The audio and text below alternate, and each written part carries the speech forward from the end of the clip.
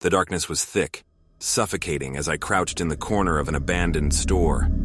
The soft whimper of a child echoed in the distance, a desperate plea for salvation. My heart pounded in my chest and my breath came in ragged gasps. The world had fallen into chaos, a nightmare come to life. It had started innocently enough. Reports on the news of a strange virus spreading in a distant city, people falling ill, then disappearing. But no one could have imagined the horror that would follow. The dead rose, not as mindless, lumbering creatures, but as something far worse. They were fast, intelligent, and driven by an insatiable hunger for human flesh. The zombie apocalypse had come, and there was no escape. I had been lucky so far, managing to evade the relentless horde for weeks, but my luck had run out. They had found me, cornered me in this forsaken store. My heart raced, and I clutched my makeshift weapon, a jagged piece of broken glass, tightly in my trembling hand. The dim light from my flickering flashlight cast eerie shadows on the shelves around me. Cans of long-expired food lined the shelves, a cruel reminder of the world that once was. The stench of decay hung in the air, a constant reminder of the horrors that lurked just outside. I strained my ears, trying to gauge how close they were. The soft shuffling of feet and guttural moans grew louder, sending a shiver down my spine. They were getting closer, and there was no way out. The windows had long since been shattered, and the door was barricaded from the inside. My mind raced, desperately searching for a way to survive. The child's whimpering had stopped, replaced by a blood-curdling scream. Tears welled up in my eyes, but I couldn't afford to mourn. I had to stay focused, stay alive. A sudden crash jolted me from my thoughts. The barricaded door shook as the zombies outside pounded on it, their strength far greater than any living humans. Panic threatened to overtake me, but I couldn't let fear consume me. Not now.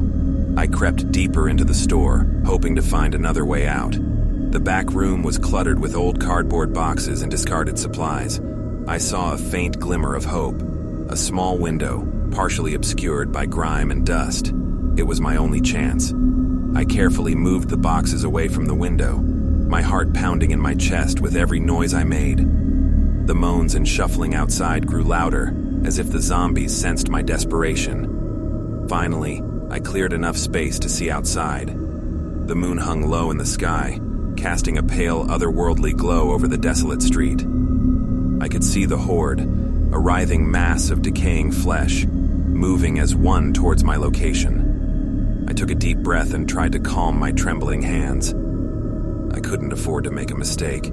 I had to time it just right. With all the strength I could muster, I pushed open the window, the rusty hinges squealing in protest. I winced at the noise, but there was no turning back now.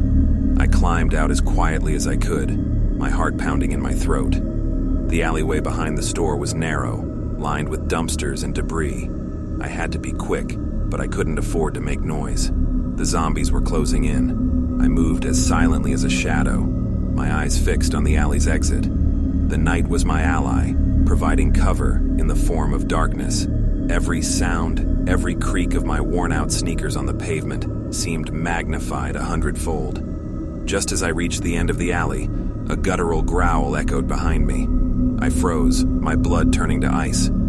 I turned slowly, dread flooding every fiber of my being. A lone zombie had followed me, its milky white eyes locked onto me with a hunger that sent chills down my spine. It was grotesque, its skin hanging in tatters, and its teeth stained with blood. In its hands, it clutched a scrap of fabric from the child's torn clothing. Time seemed to stand still as we stared at each other, locked in a deadly dance of predator and prey. The zombie's lips curled back into a grotesque smile, revealing yellowed, rotting teeth. With a surge of adrenaline, I lunged forward, jamming the jagged glass shard into the creature's skull. It let out a terrible shriek, its grip on the fabric loosening as it collapsed to the ground. I didn't wait to see if it was truly dead. I sprinted toward the safety of the shadows. As I ran through the night, the distant screams of the child echoed in my mind.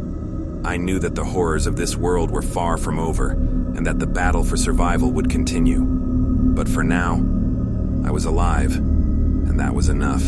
In this new world of darkness and despair, I would do whatever it took to stay that way.